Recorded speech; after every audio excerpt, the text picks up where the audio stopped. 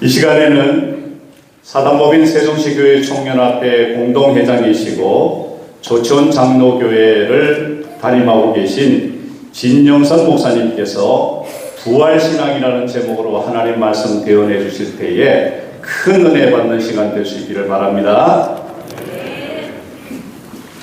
할렐루야. 오늘은 예수 그리스도께서 사망 권세 이기고 부활하신 날입니다. 우리 이 시간 부활의 감격과 기쁨이 오전에 이어서 이 오후에도 우리 가운데 충만하시기를 축원합니다. 그런데요, 문제는 우리가 이 땅에 살면서 이러한 부활의 능력과 은혜를 자꾸만 잃어버리고 살 때가 많다는 사실입니다. 왜 그럴까요? 부활의 주님을 바라보며 주와 함께 살고 있지 않기 때문입니다. 제가 우리 조치원교회 부임하기 전에 명지대 교목으로 사역을 했었는데요. 동료 교수님과 함께 이 부모님을 효도관광 보내드린 이야기를 나눈 적이 있습니다. 몇백만 원을 들여서 유럽 여행을 보내드렸는데 귀국하실 때 공항에 마중 나가서 집으로 모셔다 드리면서 어머니 좋은 구경 많이 하셨어요? 물어보니까 나 본 거 아무것도 없다 하시더라는 거예요. 아니 그 비싼 여행을 보내드렸는데 아무것도 보신 것이 없다니 무슨 말이에요? 하고 다시 물었더니 나 깃대밖에 본 거 없어.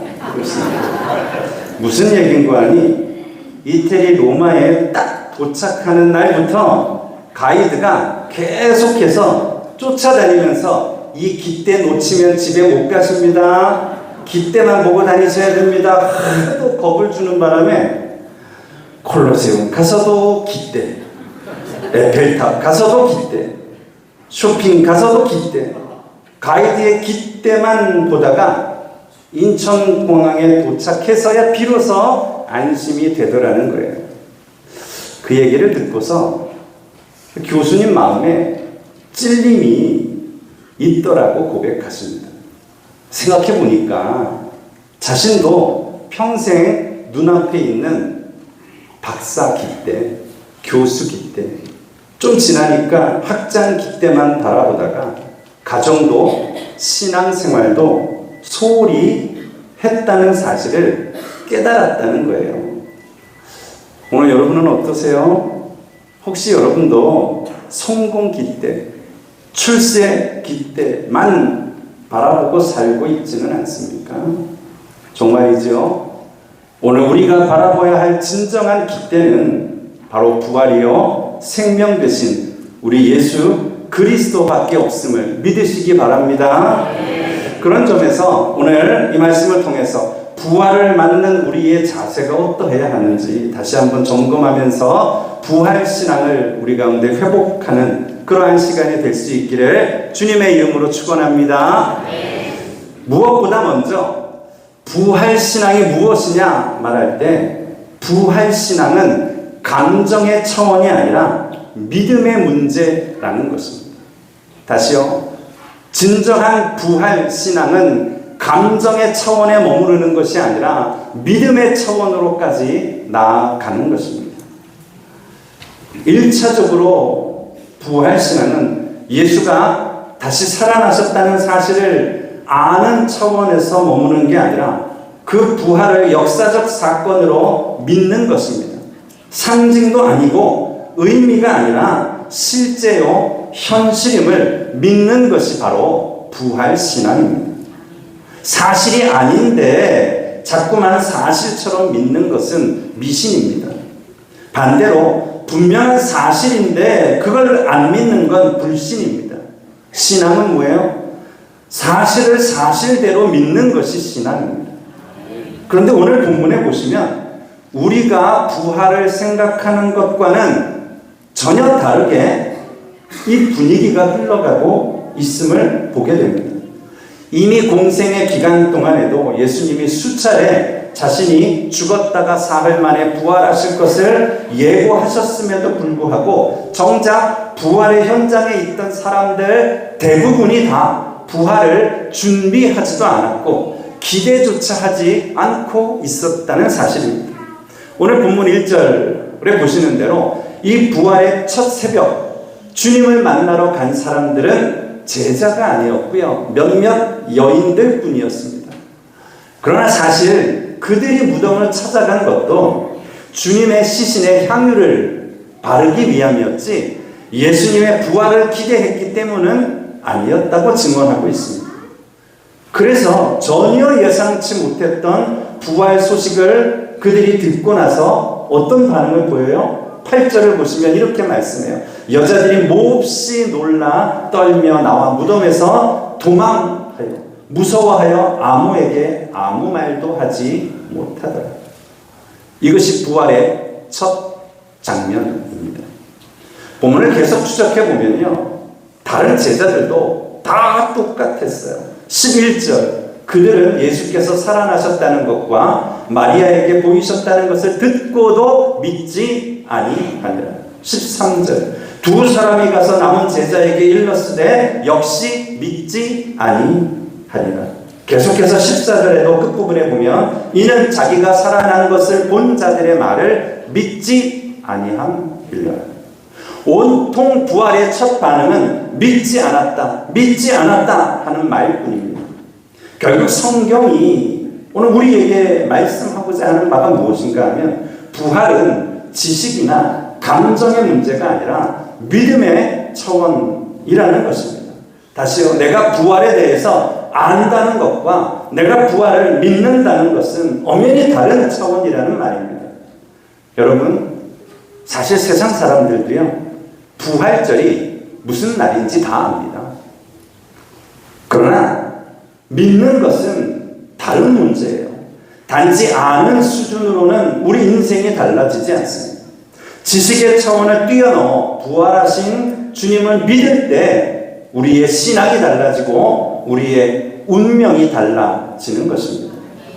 그런 점에서 진정한 부활은 단순히 죽었다가 사는 것을 의미하지 않습니다.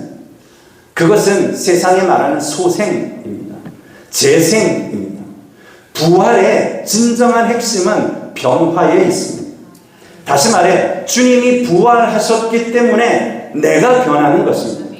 부활을 믿음으로 우리의 삶이 변하고 우리의 생각이 변하고 우리가 사는 목적이 바뀌는 것입니다. 그것이 진정한 부활의 능력입니다.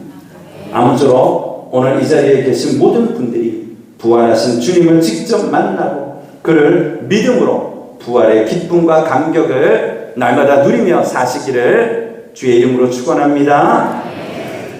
또한 부활을 맞는 우리의 관심과 초점이 어디에 있어야 하는가를 우리가 잊지 않아야 합니다.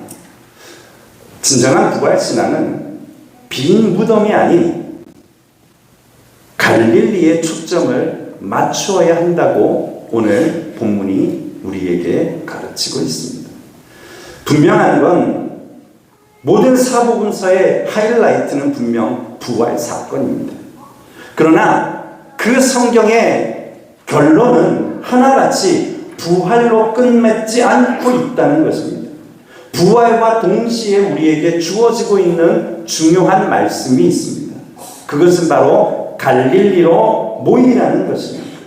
본문 7절을 한번 보시겠어요? 화면에 가서 그의 제자들과 베드로에게 이르기를 예수께서 너희보다 먼저 갈릴리로 가시나니 전에 너희에게 말씀하신 대로 너희가 거기서 배우리라 하는지라.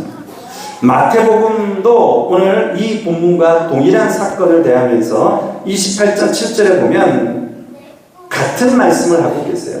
또 빨리 가서 그의 제자들에게 이르되 그가 죽은 자 가운데서 살아나셨고 너희보다 먼저 갈릴리로 가시나 거기서 너희가 배우리라 하라. 보세요. 지금 성경은 온통 갈릴리에 초점을 맞추고 있습니다. 제자들이 빈 무덤을 향해서 초점을 맞추고 빈 무덤을 향해 달려가고 있는 동안 정작 그들에게 계속해서 주어지는 명령은 갈릴리로 가라는 것입니다. 부활을 확인했으면 더 이상 빈 무덤에 머물러 있지 말라는 거예요.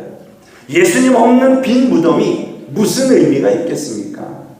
그래서 성경은 우리에게 무덤이 아닌 갈릴리로 시선을 모으라고 말씀하시는 것입니다.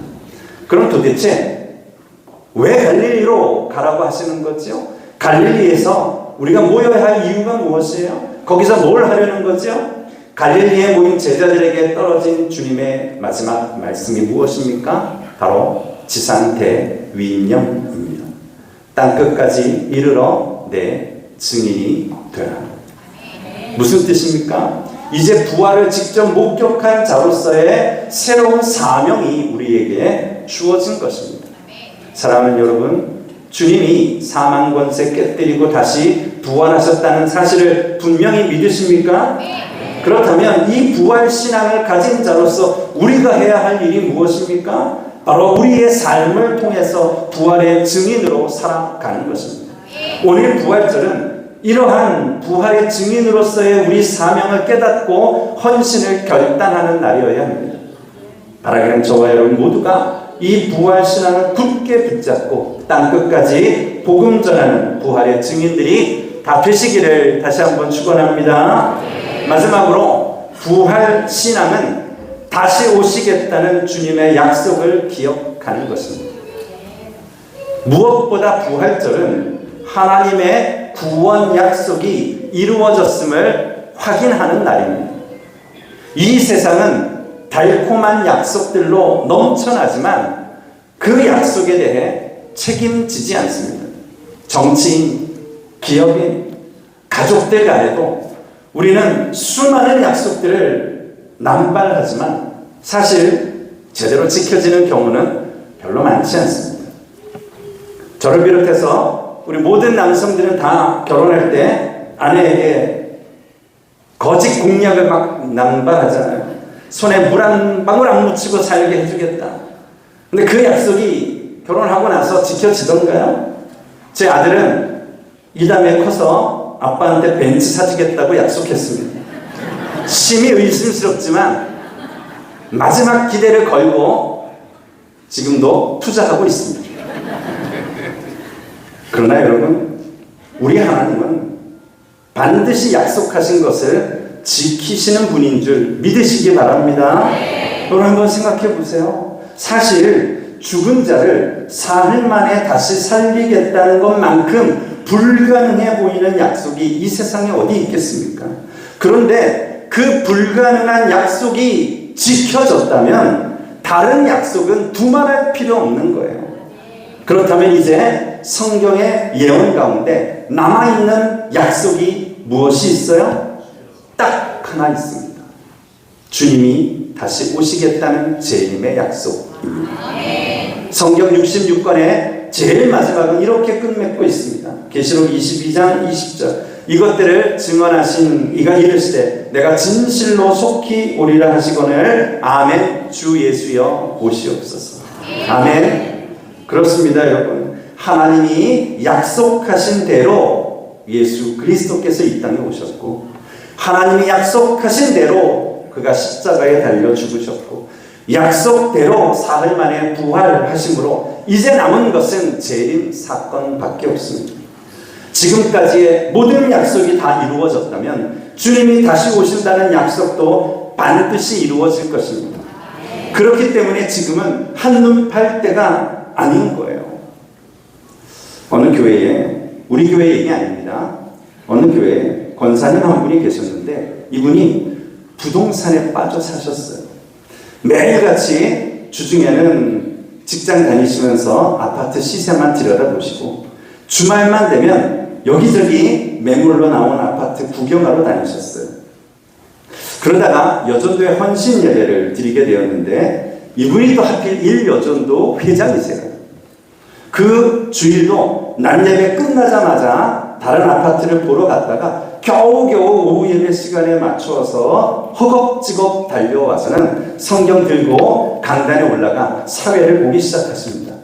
자, 다 같이 찬송가 183동을 부르면서 예배를 시작하겠습니다.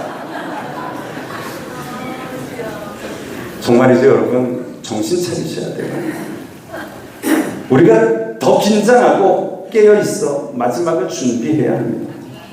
이것이 참된 부활 신앙을 가진 성도의 자세임을 잊지 마시기 바랍니다.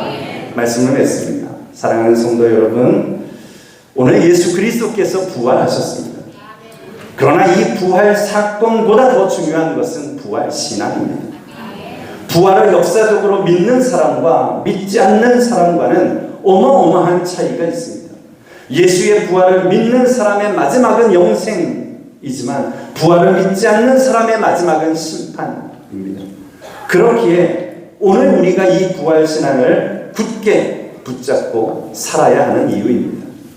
정말 바라기는요, 오늘 이 부활절 연합 예배에 참여하는 우리 모두가 부활하신 예수님을 우리의 구세주로 확실히 믿고 부활의 주님을 세상에 증거하며 주님의 다시 오심을 기다리는 부활의 증인으로 살아가시기를 주님의 이름으로 축원합니다. 기도할까요? 좋으신 하나님, 부활의 주님 감사합니다. 주님이 부활하셨기에 우리도 부활할 것을 믿게 되었습니다. 주님이 부활하셨기에 우리의 마지막이 멸망이 아니요 심판이 아니요 구원이요 영생임을 믿습니다. 이제 부활을 믿는 자로서 부활의 증인되어 우리 주님이 우리에게 약속하신 오늘 주님이 이 땅에 오시는 그날까지 이 땅에서 피 묻은 복음 전하며 부활의 주님을 증거하며 사는 귀한 증거자로 우리를 세워 주옵소서.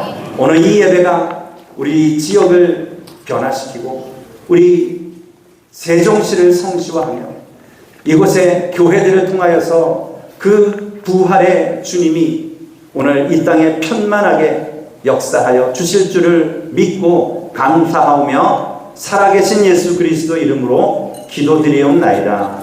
아멘.